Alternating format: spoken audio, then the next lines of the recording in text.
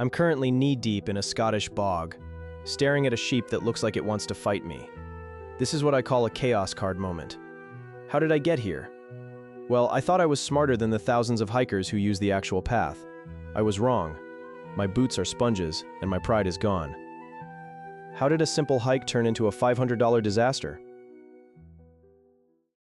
It all started with a sketchy forum post. You know the ones? Avoid the crowds, take the secret glen path.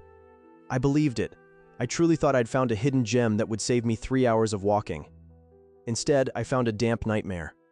The Scottish Highlands don't care about your secret paths or your optimistic schedule. They care about rain and making you look like an idiot.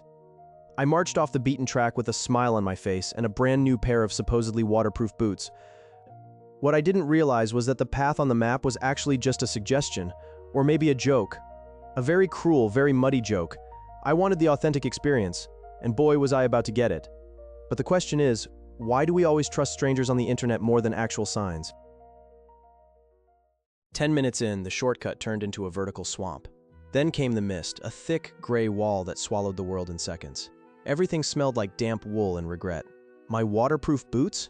Yeah, they're basically sponges now. Every step sounds like a wet slap. And then, the record scratch moment, I realized the path I'd been following wasn't made by humans. It was a sheep trail. I'd spent 2 hours following a bunch of livestock into the middle of nowhere. I was officially off the grid, and not in the cool influencer way. The realization hit me like a cold Atlantic wind. I was lost in a landscape that looked exactly the same in every direction, and yet the worst part was still hiding in my pocket. Or rather, it wasn't in my pocket at all, but how much worse could it actually get? Panic is a funny thing. It starts in your toes and ends with you digging through Highland muck like a caffeinated badger. I spent an hour retracing my steps in the mist, but the bog had claimed its prize. I was lost, freezing, and carless. My rental keys were gone. Eventually, I had to make the call of shame to a local mountain rescue team. They were professional, but the look they gave me said everything. Another tourist on a shortcut. Their eyes screamed. It was a record-scratch moment for my bank account. Between the car locksmith, the recovery fee, and the rescue donation, I was out $500. All to save 3 hours of walking on a perfectly good path. It's funny how expensive a free shortcut can be. Was the lesson worth the price?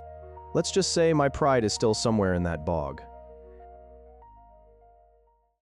So here is the pro tip from your favorite disaster traveler. The beaten path is beaten for a reason. Thousands of feet walked it because it actually leads somewhere. And it usually doesn't involve $500 sheep encounters. If you enjoyed my suffering, hit subscribe. There's plenty more chaos coming. Stay safe. And for heaven's sake, stay on the trail.